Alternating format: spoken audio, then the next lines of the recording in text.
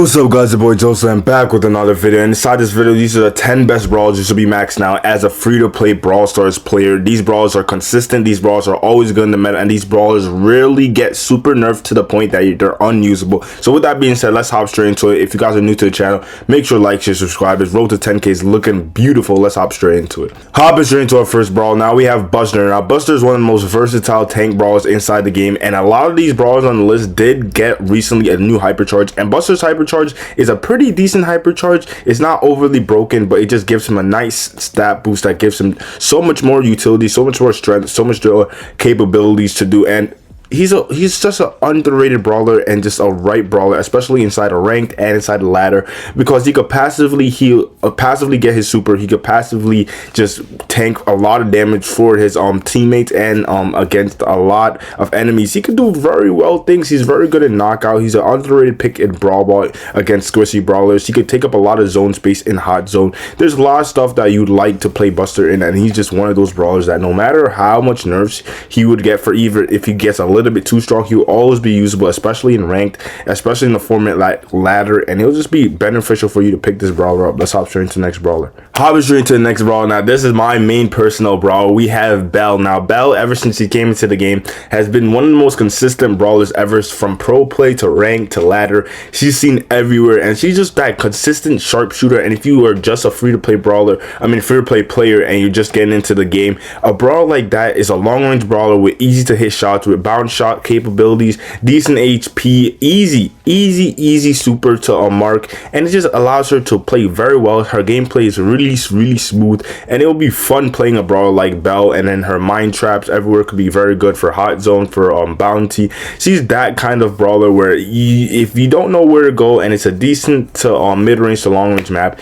she could thrive and she could be pretty decent. She is on more of the passive side modes like bounty, knockout, and the hot zone. In those type of scenarios, she isn't like a Brawl Ball type of brawler, but she used to be very good in Gemgrad as well, as long as it's on the right long-range map. With that being said, let's hop straight into the next brawler. Next up, we have Genie. Now Genie has been one of the OGs in Brawl Stars for a minute now, and he has one of the best pull capabilities with a super where he could pull in his enemies and get automatically free kill. He has one of the best star powers in the game, which allows you to passively heal your teammates up constantly for every second, about like 400 HP per second, which is absolutely crazy. Definitely a top 10 star power inside the game. He has a spam ability main attack where it just allows you to check bushes, make sure you always keep control, make sure no brawler sneaks up on you. And he's just a very good synergy brawler, which synergizes well with like a lot of brawlers inside the game. Probably the top 5 best brawlers to get synergy with. Genie does, he puts in a lot of work, and learn to brawl like Genie. I know ranked made him free, I think last rank season, but this rank season, if you're missing out on him, you should definitely max him out. A brawler that he's so slept on, and he will forever be a brawler that pros love to use because he's literally that good. Next up, we have Guju. Now Guju, in my opinion, is the top 2 most versatile thrower of all time, other than Lauren Lure. Just off the fact Lauren Lure was a super dumb broken. Other than that, Guju might even be more versatile. She could speed on water, she could walk on water, she could turn invisible. What thrower could turn invisible? She could turn invisible on land. She could press her green gadget, and it makes her tank about 30% of incoming damage. So she just adds a lot of versatility, and plus she's a spawnable kind of thrower, which means she could throw down her Gree, and her Gree could tank up so much damage for her. It could waste so much ammo for her, and it could just do so well. When she's inside the bushes, her range gets longer. When she hits people on water, they get slowed for 4 seconds, which is super crazy. A brawler like that, like no matter what they nerf her, as long as she has those capabilities I just named, she will always be used, she will always be strong, she will always love to be played, especially in ranked, where a lot of bans will be going through because there's so much brawlers in the game, and there's so much broken brawlers and strong brawlers in the game that Guju might go under the radar, and you can just pick her up and get a lot of free victories just by playing her. Up we have Gus, one of her recent new hypercharges. Now, as long with the Buster hypercharge, it's not the most broken hypercharge, but a good stat boost, a good just damage and defense mechanism, it just makes him a lot stronger, a lot more smooth in the meta. He's risen in the meta quite a lot, and now I believe he's an underrated pick.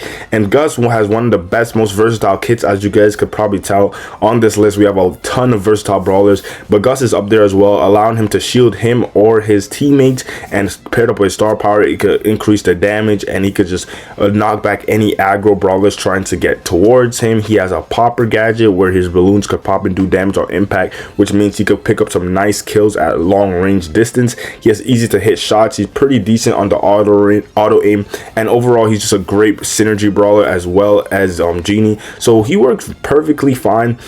He's definitely going to be on the underrated list, especially with new hyperchargers coming in every single day, and definitely a brawler that you need to learn to play. And as a super rare brawler, he's pretty easy to pick up, so you should be learning him, especially if you are a free-to-play player and you can't get those legendary broken brawlers, or ultra legendary brawlers like Kaze coming out. Next up we have Carl. Now Carl, with the recent gadget changes, which allows everyone to have unlimited gadgets, his fire gadget has pushed him on top of the meta. And with that being said, he's also versatile with just, he basically has unlimited ammo. He just keeps spamming out his boomerang. He has a good super where he could go aggro or get away. He has good gadgets where I said the fire gadget.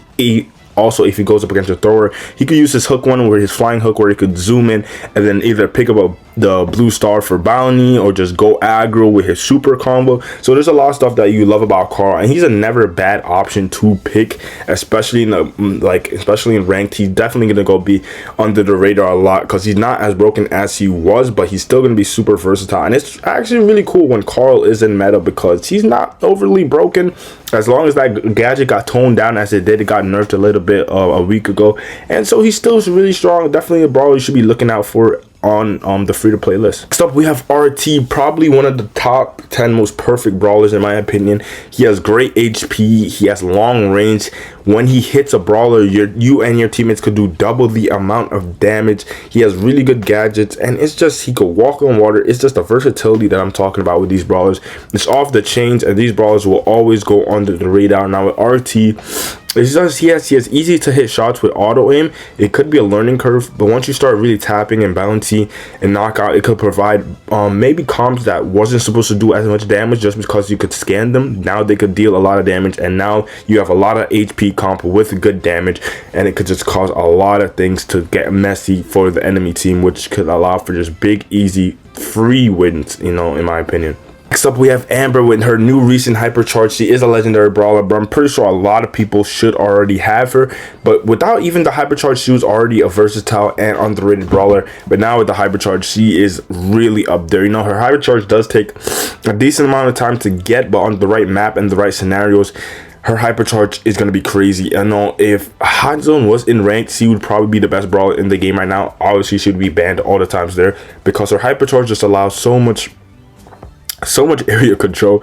It burns for 3 seconds after you already light it on fire. So what can this brawler do? She has like a really good rundown main attack. She could burn. She's good in bush check-in. She has a good gadget where it's like a melody note, where she could repel aggro brawlers. So it's really good overall having a brawler like Amber, and plus she did get a new hypercharge, so she's going to be on that popular list to pick up. Hopping straight into our next brawler, we have B. Now with the B, she's one of the best sharpshooters / anti-tanks in the game. Obviously she has one attack at a time, one bar of attack, so she could just spam out shots, and with her big shots it provides big damage opportunity, especially into tanks, because it's easier to hit on them. And then she could just slow down those aggro or tank like brawlers and make it difficult for them to even push up or be aggressive with you. So she could just hold a lot of control. She could deal out a good amount of damage. And a brawler where it's like auto aim is like what you love to see. And she's been around for a long time now, so most people should already have her unlocked inside the game.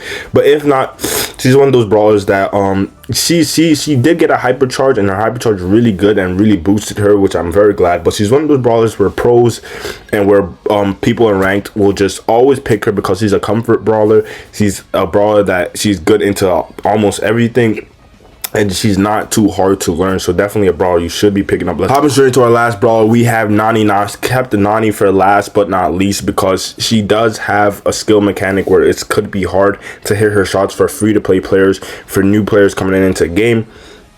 With that being said, big shots, big rewards. She could hit up up to like 3k plus damage under the right circumstances. She has a really good super where she again last minute kills. She has a good gadget where she could go aggressive if needed to, and then she just has the big damage as a sharpshooter. She counters brawls like Pipers, like Belle, like Mandy, and she does really good into that, really good into long range brawlers with her gadget as well, just to, you know, get incoming damage returned on sender. So it's really strong overall. These are the brawlers you should be upgrading and focusing on if you are a free to play player. You do not want to be upgrading the most broken brawlers, in my opinion, if you are free to play players and you have limited resources, because those brawlers tend to get emergency nerfed or nerfed, and then you will never see them in the meta, and then you won't even get an opportunity to play them for that long. You're going to be playing brawlers that are consistent, that are good, that will help you progress into the game longer. With that being said, it's your boy Joe Sam. We are out of here.